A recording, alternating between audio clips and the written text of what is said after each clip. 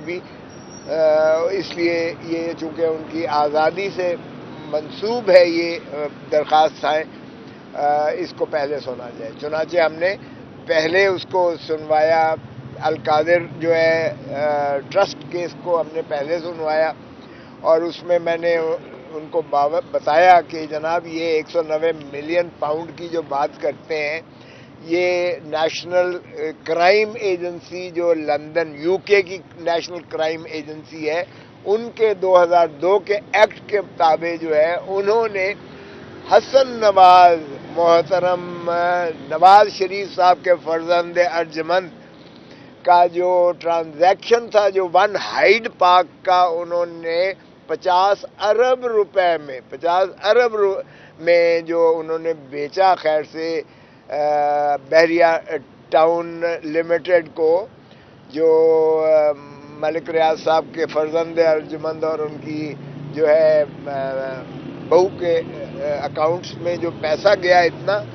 تو وہاں سے جو ہے سسپیشس ٹرانزیکشن کے طور پر یہ دسمبر 2018 میں 14 دسمبر 2018 میں اس کی شروعات ہوئی اور وہ انہوں نے نیشنل کرائم ایجنسی نے اس پیسے کو ضبط کیا انہوں نے جو ہے ضبط کیا اور وہاں سے جو ہے انکوائری شروعات ہوئی. اب ظاہر ہے کہ محترم نواز شریف صاحب تو ماشاءاللہ ذل سبحانی کو تو کوئی نہیں پکڑ سکتا نہ ان کے فرزند ارجمند کو پوچھ سکتا ہے وہ تو اس میں ملزم نہیں ہے. شروعات وہاں سے ہوتی ہے لندن میں جو نیشنل کرائم ان کی ایجنسی ہے برطانیہ کی وہ جس سے یہ انکوائری شروع کرتی ہے. اس کے بعد 119.7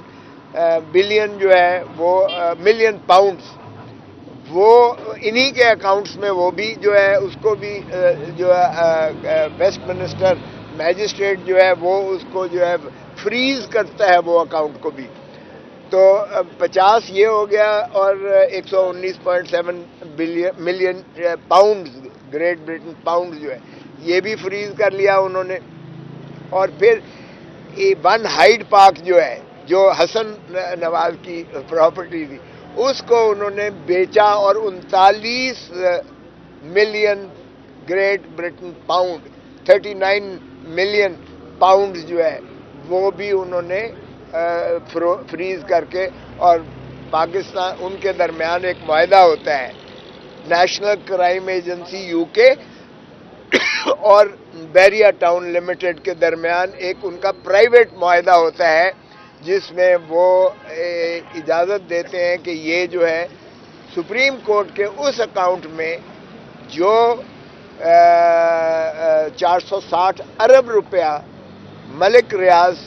صاحب پر جو بحریہ ٹاؤن لمیٹڈ کراچی تھا جو انہوں نے وہاں سے زمینیں خریدی تھی سپریم کورٹ نے وہ پینلٹی کے طور پر انہیں کہا کہ آپ نے یہ زمینیں جو خریدی ہیں یہ اس کی کم قیمت دی ہے لہذا 460 ارب روپیہ جو ہے آپ دیں تو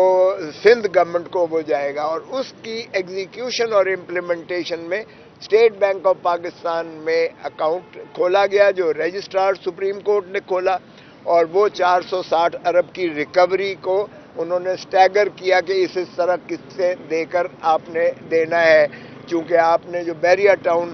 کراچی بنایا ہے اس کی جو زمین کی قیمت ہے وہ آپ نے کم دی ہے اور جو 460 ارب روپیہ لہذا آپ کے ذمہ بنتا ہے وہ آپ جمع کروائیے گا. تو یہ اس سلسلے کا اکاؤنٹ تھا.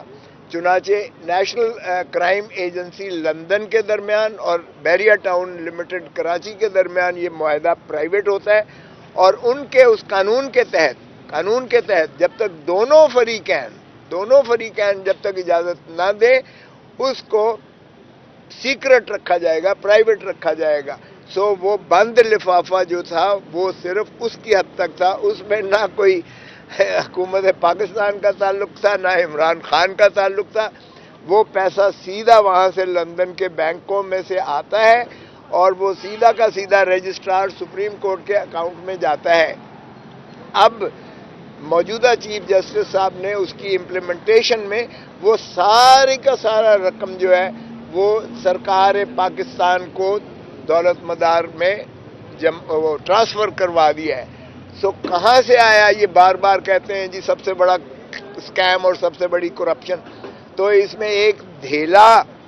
دھیلا خان صاحب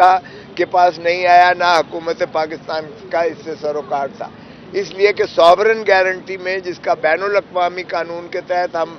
سگنیٹری ہے پاکستان بھی، وہی چیز جو ہے اس وقت کے جو ایسٹ ریکوری یونٹ کے انچارج تھے شہزاد، انہوں نے سمری جو ہے بنا کے کابینہ کے سامنے اپروول کے لیے رکھی، اور اس سمری میں لکھا گیا کہ اگر تو آپ اس کو جو ان کا پرائیویٹ ایگریمنٹ ہوا ہے، اگر آپ اس پہ مینوان عمل کرتے ہیں تو یہ پیسہ آرام سے آ جائے گا، اور اگر آپ کو کوئی اور طریقہ جو ہے چاہیے اس پر، تو پھر آپ کو مقدمہ کرنا پڑے گا، اور مقدمے میں وہ پتہ نہیں کتنے اخراجات ہوں گے اور کتنا وقت لگے گا طوالت. سو اس سے مترشح ہوا کہ کوئی جرم ہوا ہی نہیں سرے سے جس میں خان صاحب کو یا بشرا بی بی کو کیا جائے. اب اس کا جو ہے ایک سہاوے میں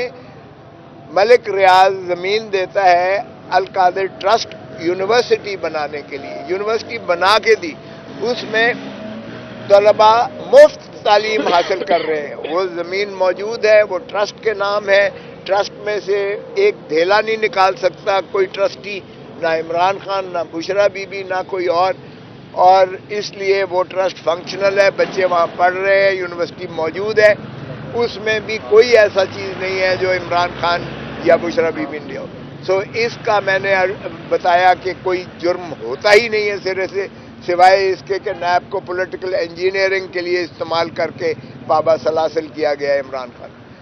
اسی طرح دوسرے کیس میں بھی جو توشہ خانے کا تھا، اس میں بھی میں نے عرض کیا کہ ذرا 1947 سے ریکارڈ تو منگوائیے گا. یہ تو سارے صدور،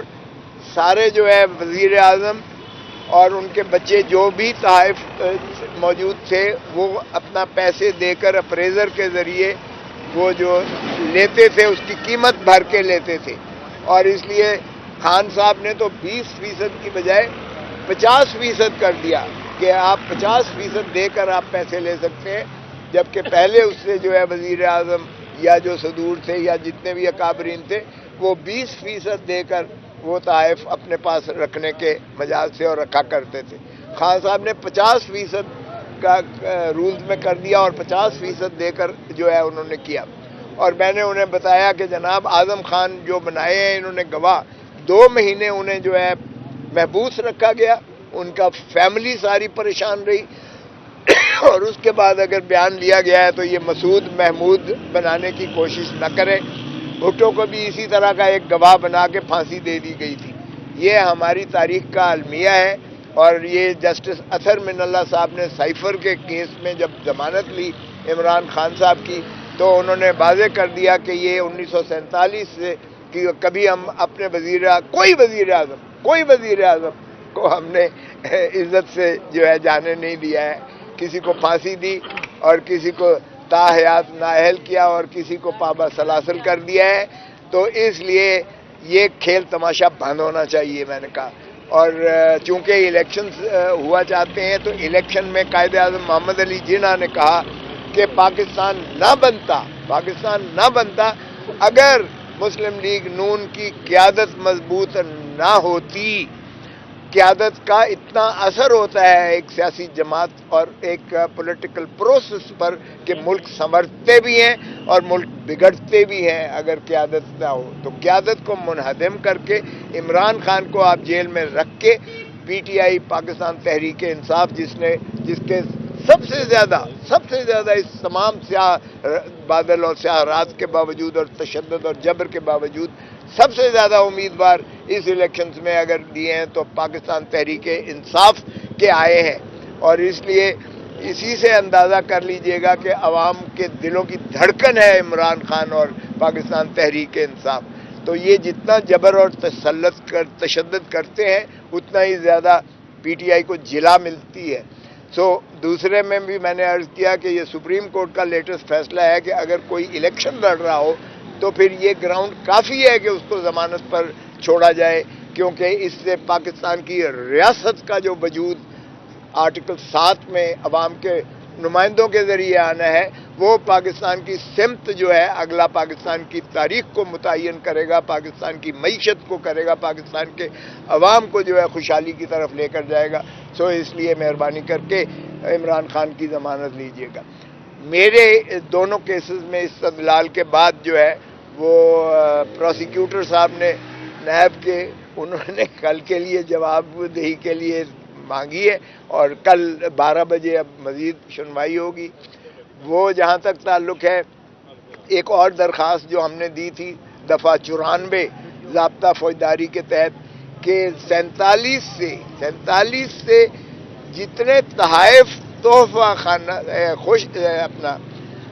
توشہ خانہ سے جتنے تحائف جتنے صدور نے، وزیر اعظم نے، اکابرین نے، ان کے بچوں نے 47 سے جو لیے ہیں وہ ذرا فہرست بھی آپ کے پاس میسر آنی چاہیے. ان کو حکم دیں نیب کو، کیونکہ نیب نے وہ اخفاء کیے ہیں. یہ پہلا وزیر اعظم ہے تاریخ میں جس پر توشہ خانہ کا مقدمہ بنا ہے. کیا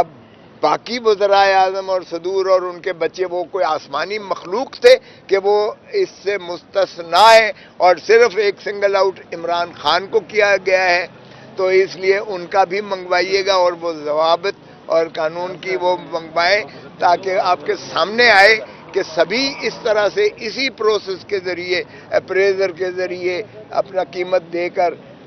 کم قیمت دے کر، ہم نے تو زیادہ قیمت دی ہے، کم قیمت دے کر تحائف لیتے رہے ہیں. تو اگر وہ لیتے رہے ہیں تو ظاہر ہے کہ عمران خان کو آرٹیکل 25 میں سنگل آؤٹ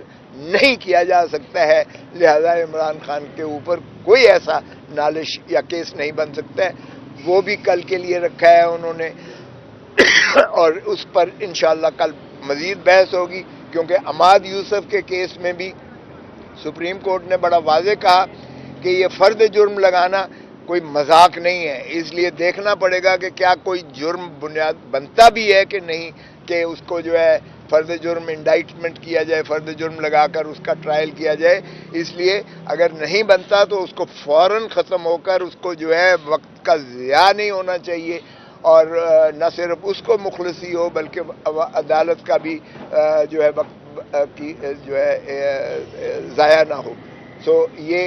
ہے کہ کل 12 بجے کے لیے اکاؤنٹیبلٹی کورٹ نے کل کے لیے رکھا ہے.